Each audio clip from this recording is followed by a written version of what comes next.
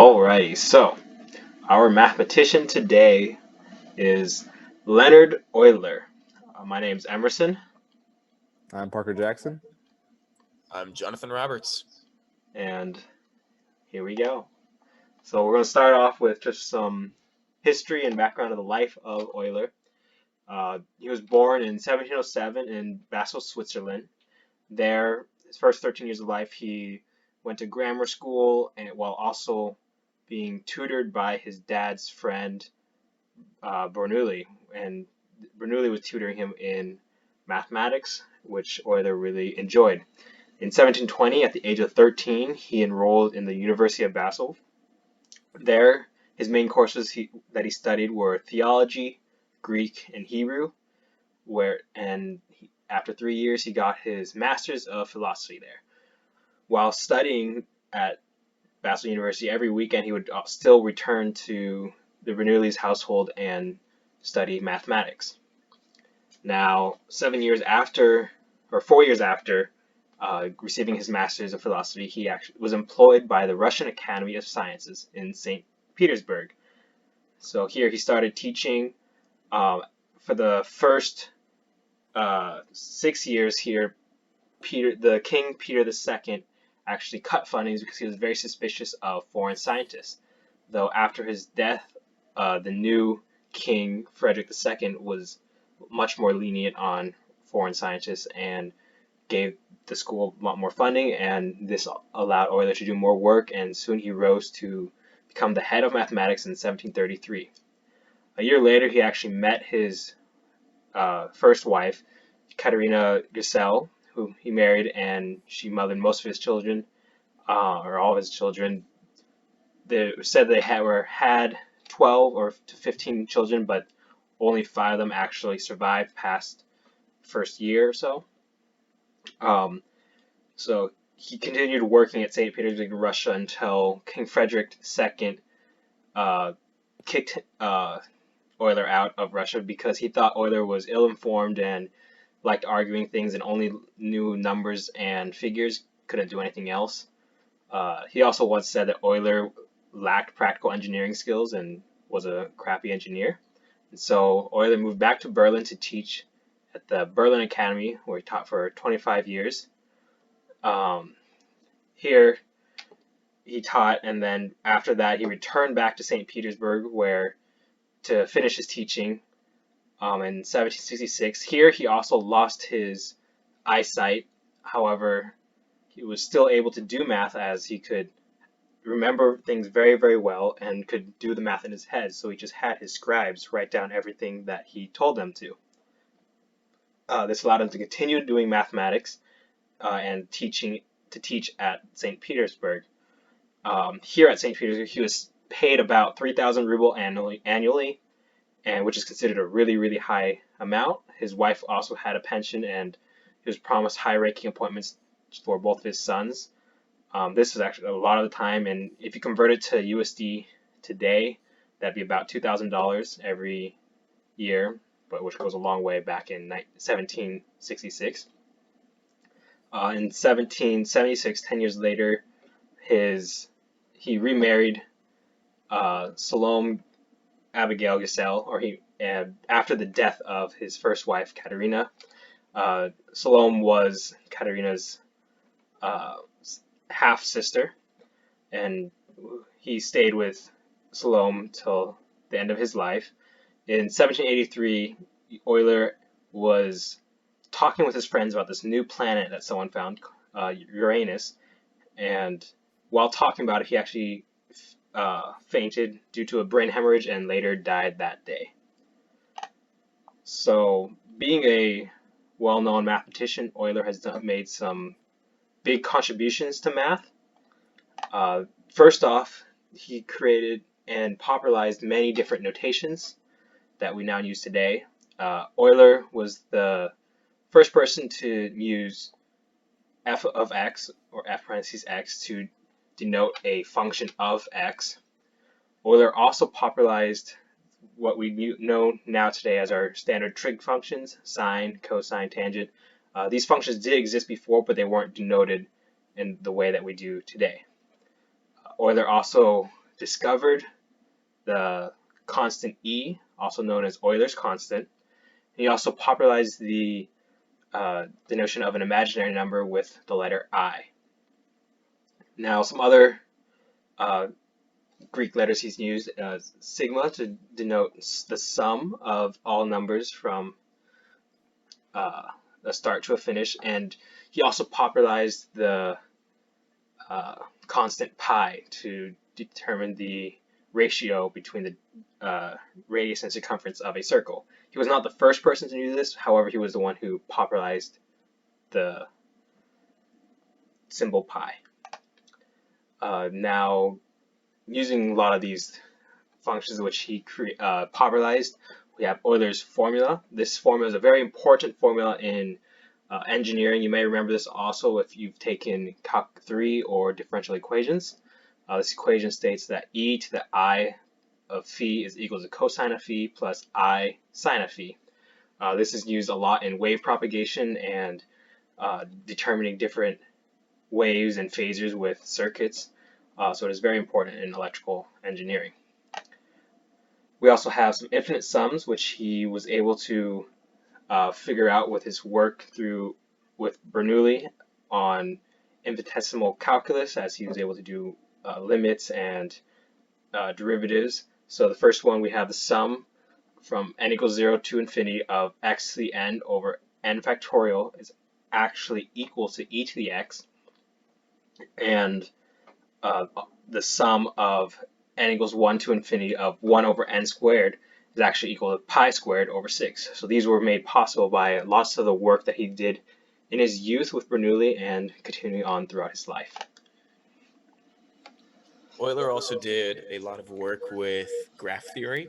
One of the things that he kind of was famous for was coining Eulerian circuits, which, if you're familiar with graph theory, is basically a circuit that utilizes every edge exactly once, no more, no less. This kind of derived from a famous problem back then called the Seven Bridges of Königsberg, and it was popular back then because it was pretty obvious to people that it had no solution. The problem is shown on the right. The goal is to start at any point in the city and cross all seven bridges exactly once to create an Euler circuit out of it. And if you give it a couple of tries, you'll quickly realize that it's not possible. But in order to mathematically prove something, you can't really just exhaustively do it like that. So Euler famously proved that it has no solution. So Euler also developed the tool called syllogism, and basically what this is a 2D representation of categories. And so basically you have a visual like this. This is an example of what syllogism is, and it's a category within another category within another category. So it's like how you would do subsets of categories and how you would organize things as a physical piece. So for this, it's like natural integers are a part of integers, which are a part of rational numbers, which are part of real numbers, and so on and so on. And so basically, he developed a tool for that and how to physically represent categories. Fun little anecdote about his life. Basically, there's this legend about Euler that is basically assumed to be false, but we can't know for sure.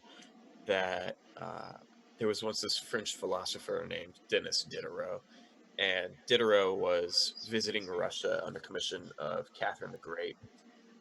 Soon after arriving, though, Diderot started trying to talk to the Russian courts and try and convince them of atheism, which not only upset the courts, who were strictly Russian Orthodox, but also upset Catherine as well, who was Catholic. So they both turned to Euler, who was in Russia at the time, for help in stopping Diderot from trying to sway the courts. And Euler came up with what he called a definitive mathematical proof for the existence of God, which kind of intrigues Diderot. So he invited him in, And when prompted, Euler told Diderot that a plus b to the power of n divided by n is equal to x. Hence, God exists. Reply. Dumbfounded, Diderot, who, according to the legend, knew very little about algebra or mathematics, uh, basically was like shocked. He had no idea what to do. He had no idea that this was utter nonsense. So, to a eruption of laughter in the Russian courts, he left and never returned.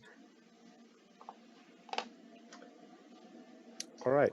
So Euler's beliefs growing up were Calvinist. So his father was a pastor of the Christian Reformed Church or the Calvinist Church, and his mother was a pastor's kid, and her father was a pastor of, again, the um, of church. And then growing up, his family would perform weekly sermons and like nightly sermons. So he would have prayers at the end of the night, and he would perform a sermon.